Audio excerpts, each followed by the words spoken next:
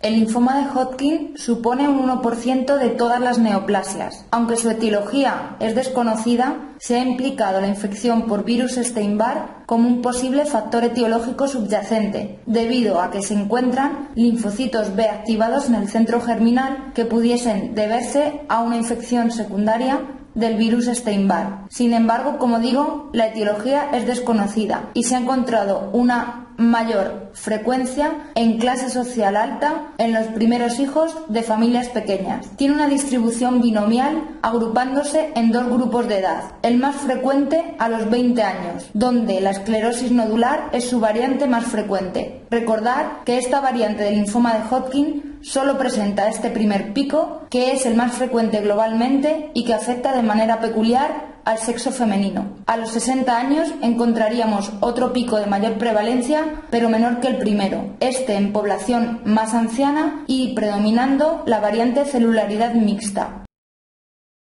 La clasificación actual de la enfermedad de Hodgkin la divide en dos grandes grupos: linfoma de Hodgkin de predominio linfocítico nodular y linfoma de Hodgkin clásico. El linfoma de Hodgkin predominio linfocítico nodular tendría como base anatomopatológica a la célula del linfoma de Hodgkin. El inmunofenotipo es muy importante que lo recordéis, siendo típicamente CD45 positivo, CD20 positivo, es decir, marcadores de célula B positivos, CD30 negativos y lo más importante y lo que tenéis que quedar para el MIR, CD15 negativo, ya que va a ser su rasgo distintivo. Este subtipo de enfermedad de Hodgkin se presenta en estadio 1, tiene una importante recidiva local y muy importante, no se ha encontrado asociación a infección por virus Epstein-Barr. Dentro del linfoma de Hodgkin clásico se englobarían los subtipos depleción linfocítica, celularidad mixta, esclerosis nodular y predominio linfocitario. El inmunofenotipo sería el contrario al predominio linfocítico nodular, es decir, CD45 negativo con CD15 y CD30 positivo.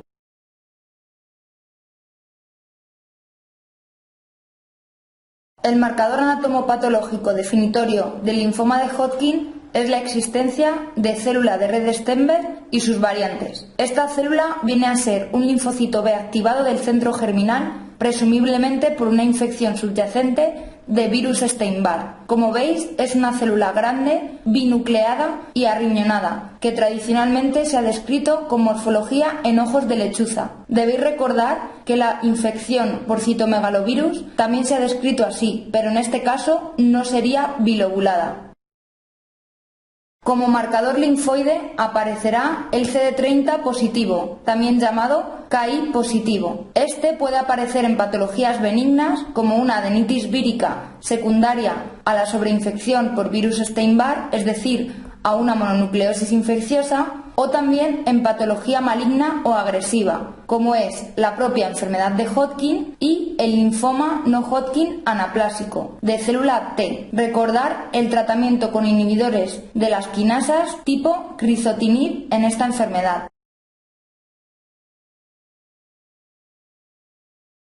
Tras realizar una biopsia ganglionar, podremos determinar la variante histológica del linfoma de Hodgkin clásico del que se trate en función del predominio celular que encontremos. Es importante que recordéis que aunque la célula de red Stenberg y sus variantes son características de esta patología, no son ni mucho menos patognomónicas y que son la minoría de las células que aparecen en el tumor. Es decir, habrá un predominio en mayor o menor grado de células inflamatorias reactivas. En función de este predominio se subclasificará según la clasificación de Ray en una u otra variante.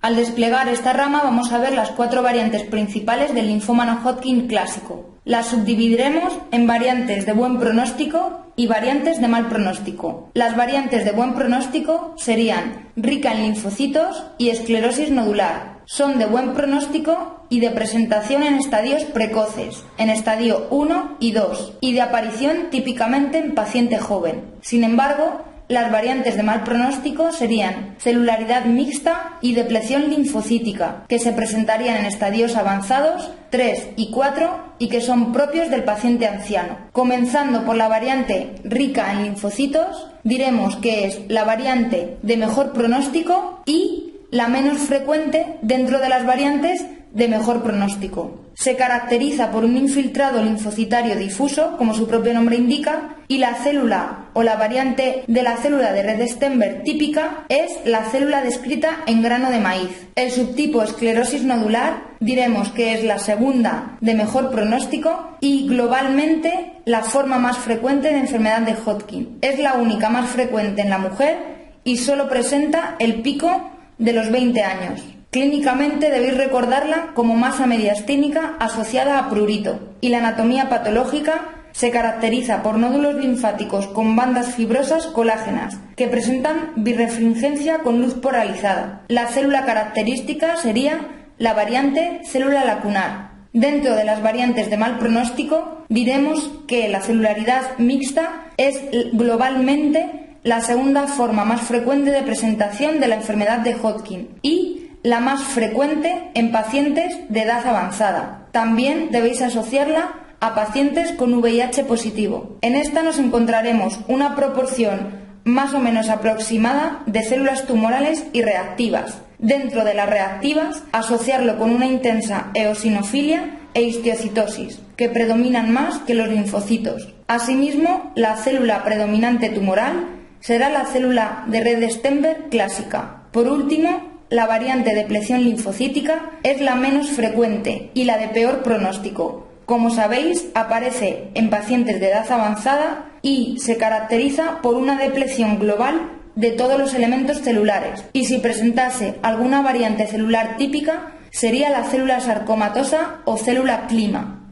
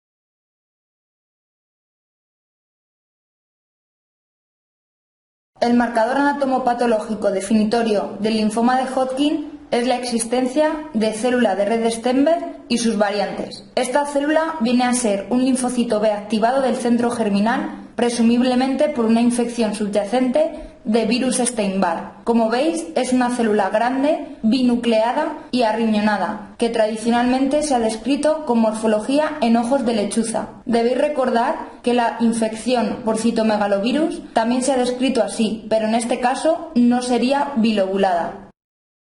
Como marcador linfoide aparecerá el CD30 positivo, también llamado KI positivo. Este puede aparecer en patologías benignas como una adenitis vírica secundaria a la sobreinfección por virus Epstein-Barr, es decir, a una mononucleosis infecciosa, o también en patología maligna o agresiva, como es la propia enfermedad de Hodgkin y el linfoma no Hodgkin anaplásico de célula T. Recordar el tratamiento con inhibidores de las quinasas tipo crizotinib en esta enfermedad.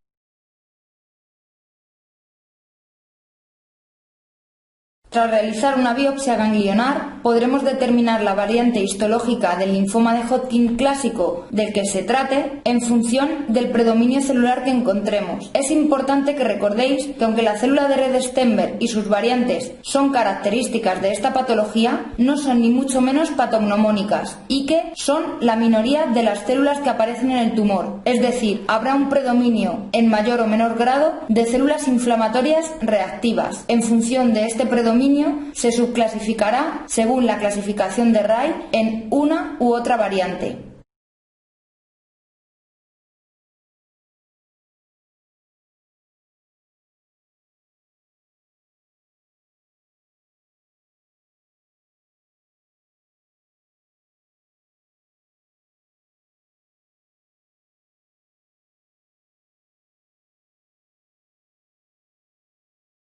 Al desplegar esta rama vamos a ver las 4 variantes principales del linfoma no-Hodgkin clásico. Las subdividiremos en variantes de buen pronóstico y variantes de mal pronóstico. Las variantes de buen pronóstico serían rica en linfocitos y esclerosis nodular. Son de buen pronóstico y de presentación en estadios precoces, en estadio 1 y 2, y de aparición típicamente en paciente joven. Sin embargo, las variantes de mal pronóstico serían celularidad mixta y depleción linfocítica, que se presentarían en estadios avanzados 3 y 4 y que son propios del paciente anciano. Comenzando por la variante rica en linfocitos, diremos que es la variante de mejor pronóstico y la menos frecuente dentro de las variantes de mejor pronóstico. Se caracteriza por un infiltrado linfocitario difuso, como su propio nombre indica, y la célula o la variante de la célula de Rede-Sternberg típica es la célula descrita en grano de maíz. El subtipo esclerosis nodular diremos que es la segunda de mejor pronóstico y globalmente la forma más frecuente de enfermedad de Hodgkin. Es la única más frecuente en la mujer y solo presenta el pico de los 20 años. Clínicamente debéis recordarla como masa mediastínica asociada a prurito, y la anatomía patológica se caracteriza por nódulos linfáticos con bandas fibrosas colágenas que presentan birrefringencia con luz polarizada. La célula característica sería la variante célula lacunar. Dentro de las variantes de mal pronóstico diremos que la celularidad mixta es globalmente la segunda forma más frecuente de presentación de la enfermedad de Hodgkin y la más frecuente en pacientes de edad avanzada. También debéis asociarla a pacientes con VIH positivo. En esta nos encontraremos una proporción más o menos aproximada de células tumorales y reactivas. Dentro de las reactivas, asociarlo con una intensa eosinofilia e histiocitosis, que predominan más que los linfocitos. Asimismo, la célula predominante tumoral será la célula de Rede-Sternberg clásica. Por último, la variante de depleción linfocítica es la menos frecuente y la de peor pronóstico. Como sabéis, aparece en pacientes de edad avanzada y se caracteriza por una depleción global de todos los elementos celulares. Y si presentase alguna variante celular típica, sería la célula sarcomatosa o célula clima.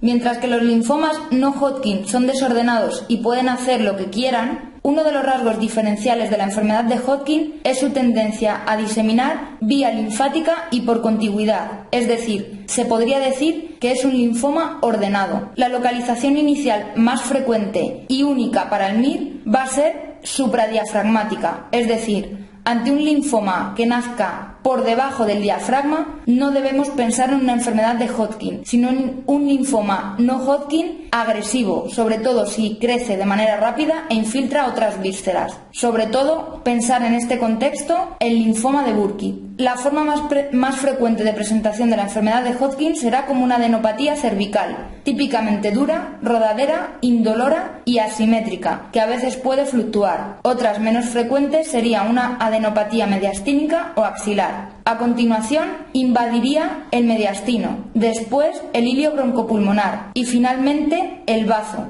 que se considera el punto de partida de otras localizaciones, como el hígado, el hueso y la médula ósea. Recordar que en el hueso la enfermedad de Hodgkin da lo que se conoce como la típica imagen de vértebra en marfil, es decir, toda la vértebra osteoblástica. Finalmente, recordar que son raras las presentaciones extranodales y que ante un linfoma que nazca extranodal deberemos pensar como primera opción diagnóstica en un linfoma no Hodgkin.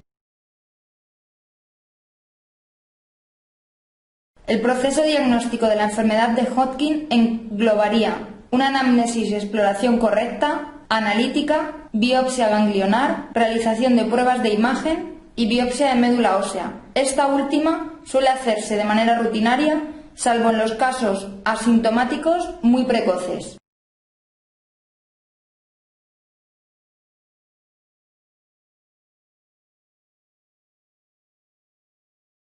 Clásicamente se dice que nunca veré al linfoma de Hodgkin en el hemograma, porque no leucemiza. Por lo tanto, en un paciente con linfoma y linfocitosis pensaremos en un linfoma no Hodgkin, sobre todo indolentes y estadios avanzados, mientras que en un paciente con linfoma y linfopenia pensaremos en enfermedad de Hodgkin. Según avanza la enfermedad y por lo tanto criterios de mal pronóstico, sería la existencia de una anemia de trastornos crónicos, leucocitosis con eosinofilia y linfopenia. Recordar que la eosinofilia también es un criterio de mal pronóstico para la artritis reumatoide. Como datos de actividad tendríamos un aumento de la velocidad de sedimentación, de la PCR, ferropenia, aumento de la ceruloplasmina y, en definitiva, de todos los reactantes de fase aguda.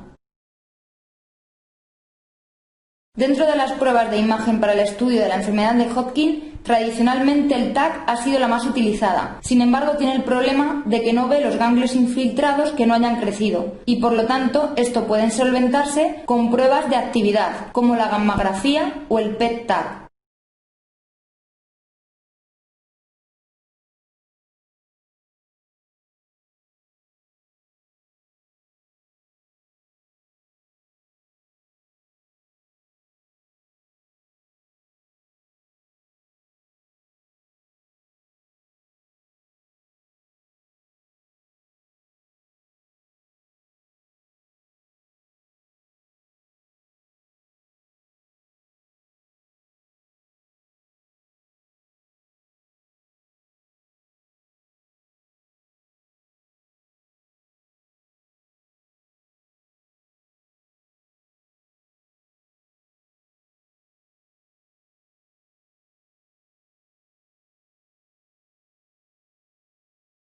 La estadificación es el factor pronóstico más importante y el que determina el tratamiento en la enfermedad de Hodgkin. Para poder responder de manera correcta las preguntas en el MIR en las que nos pidan estadificar de manera correcta un determinado extensión por linfoma de Hodgkin, deberemos preguntarnos ¿dónde hay tumor? No solo dónde hay adenopatías. De esta manera, el número englobaría toda la extensión tumoral. Si solo está afectado el sistema linfático, nos fijaríamos en si solo hay un territorio, estaríamos en estadio 1. Si hubiese más de un territorio, ya sea ganglios, timo, bazo o Waldeyer, nos fijaríamos dónde nos lo están poniendo. Si están todos arriba o todos abajo, estaríamos en estadio 2, mientras que si hay arriba y abajo del diafragma, estaríamos en estadio 3. Asimismo, el estadio 3 se subdivide en 3-1 y en 3-2, en función de la vena renal. Es decir, estadio 3-1 abdomen superior,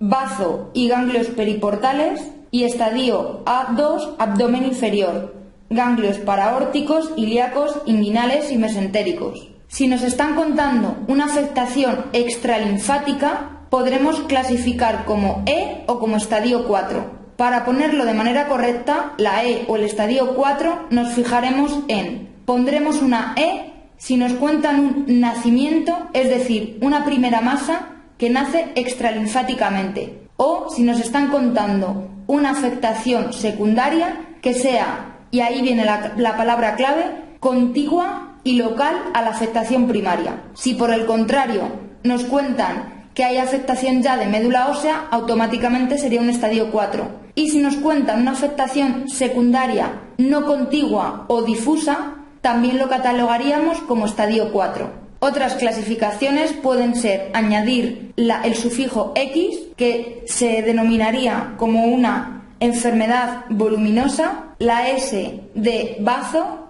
o síntomas B. Si nos ponen una B es que hay síntomas B. Si nos ponen A es ausencia de síntomas B.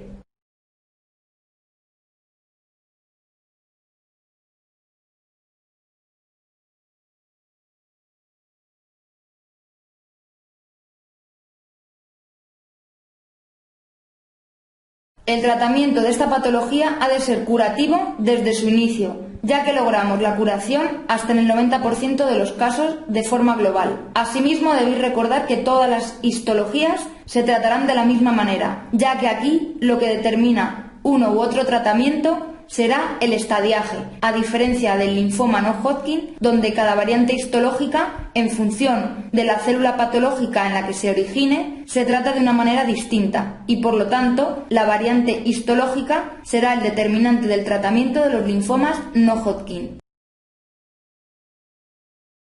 El tratamiento fundamental de la enfermedad de Hodgkin va a consistir en una asociación de quimioterapia y radioterapia. Esta última, como veis, existen variantes en función de la extensión tumoral: el manto y invertida, ganglionar subtotal y ganglionar total.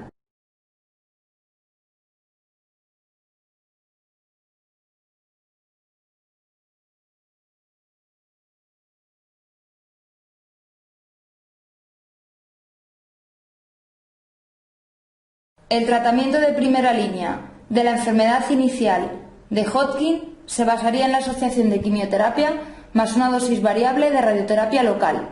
De esta manera, en una enfermedad inicial, es decir, en estadios 1A y 2A, asociaríamos 4 ciclos de quimioterapia en baja dosis y radioterapia local. La radioterapia local nos permitiría esa baja dosis de quimioterapia y, por otro lado, la quimioterapia nos va a permitir evitar las complicaciones de la radioterapia sobre campos amplios a largo plazo. Si se presenta como una enfermedad avanzada, es decir, en estadio 3A, 4A o con síntomas B, ya daríamos al menos 6 ciclos de quimioterapia para la respuesta completa. Si nos presentan un caso con masa voluminosa, el tratamiento de elección sería la asociación de quimioterapia más radioterapia local sobre la masa. En recidivas de mal pronóstico, es decir, cuando nos cuenten una recidiva en la que se avanza de estadio o si no existiese una respuesta a un tratamiento primario, se realiza poliquimioterapia con ABVD más autotrasplante de médula ósea.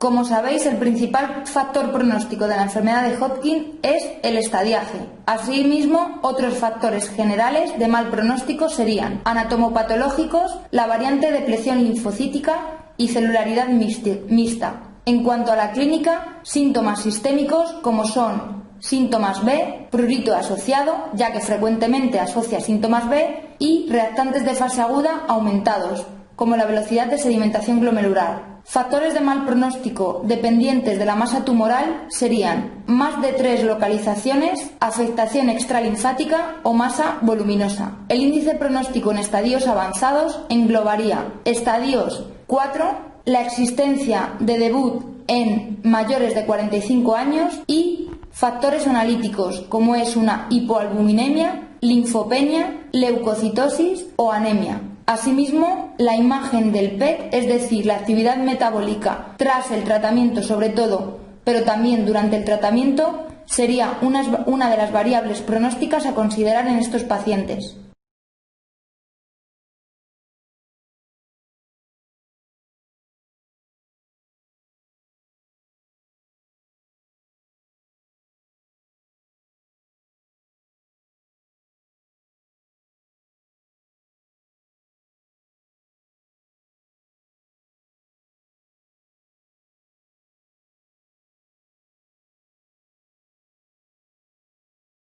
El linfoma de Burkitt, como sabéis, es uno de los linfomas más agresivos. Anatomopatológicamente se clasifica como leucemia o linfoma de células precursoras maduras, es decir, la variante LAL-B4. Asimismo, la célula típica es grande, homogénea, con una intensa basofilia y vacuolización, que típicamente se tiñen con la tinción de rojo aceite. Da la imagen de cielo estrellado, debido a su intensa proliferación, llegando en ocasiones a encontrarse una proliferación del 100%, cuyo marcador es el Ki67. De genética debéis recordar la translocación 814 con expresión del protoncogen CMYC, hallazgo del enunciado que automáticamente diagnostica un linfoma de Burkitt para el MIR. Clínicamente se distinguen tres formas: la asociada a VIH, la forma occidental, que se manifiesta como una gran masa infraabdominal de importante crecimiento, y la variante endémica,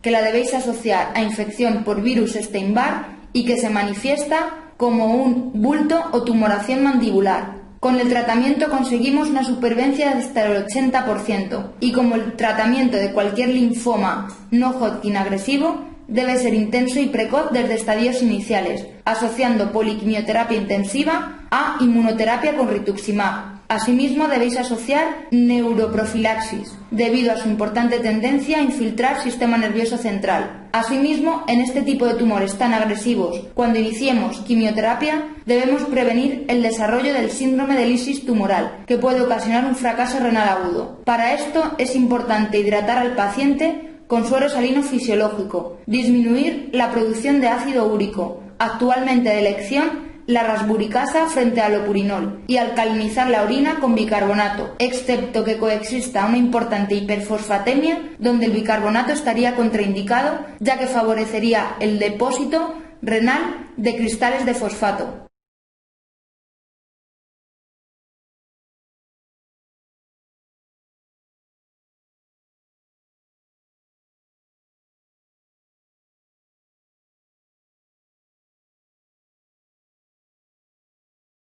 El linfoma T del adulto está causado por el retrovirus tipo 1. Como veis, afecta a la región asiática y de Iberoamérica. Clínicamente se manifiesta con poliadenopatías, hepatoesplenomegalia y como la tendencia de todos los linfomas T a invadir la piel, es decir, lesiones cutáneas. Asimismo, típicamente presenta hipercalcemia, siendo importante hacer el diagnóstico diferencial con el mieloma múltiple. De tal forma que, si os cuentan hipercalcemia con adenopatías, deberemos inclinarnos hacia el linfoma T del adulto, ya que, como sabéis, el mieloma múltiple no produce adenopatías. Asimismo, buscaremos en el enunciado datos como anemia, velocidad de sedimentación alta o paraproteína, que nos orientará hacia el diagnóstico de un mieloma múltiple. El linfoma T del adulto típicamente leucemiza con lo que se conoce con células en flor. El tratamiento de elección será la asociación de cidobudina con interferón.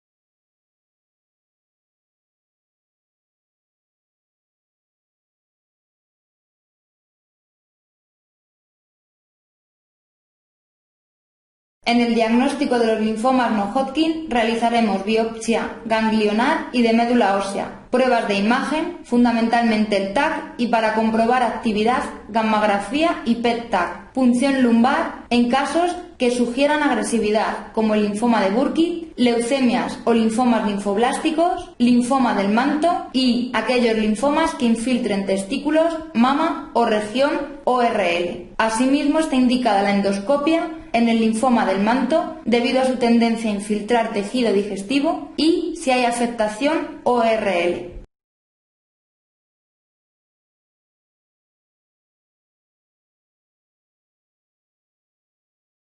El tratamiento de los linfomas no Hodgkin van a depender de el tipo histológico, que como sabéis aquí es el principal determinante del tratamiento y el pronóstico en esta patología, el estadio en el que diagnostiquemos al paciente, el comportamiento del linfoma y también la edad del paciente.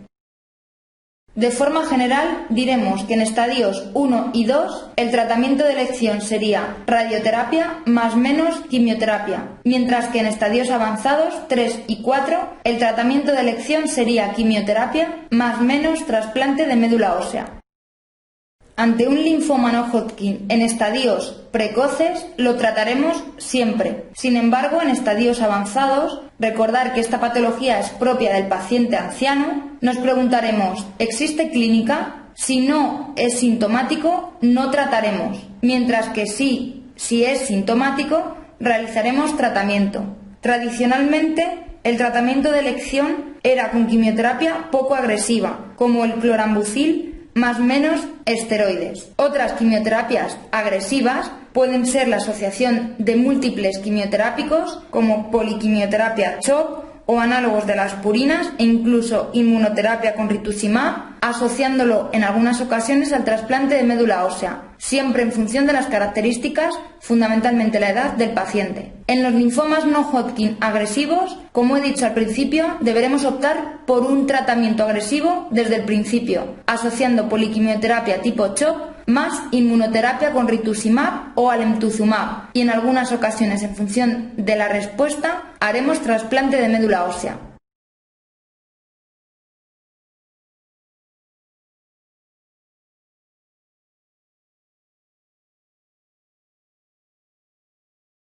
Los linfomas no Hodgkin indolentes se caracterizan por su baja proliferación. Esto hace que se consigan supervivencias sin tratamiento prolongadas, pero también una escasa respuesta a la quimioterapia para conseguir una remisión completa. Por lo tanto, se van a presentar como adenopatías de crecimiento lento, con clínica o síntomas tardíos, que hará que los diagnostiquemos en estadios avanzados 3 y 4, hasta en un 70% de los casos, donde ya no serán curables. Debido a esta escasa proliferación, no vamos a poder conseguir una remisión completa con el tratamiento, sino que la progresión típica de estos pacientes es en forma de recaídas frecuentes que se autolimitan con fármacos, pero estos no van a conseguir una remisión prolongada a largo plazo.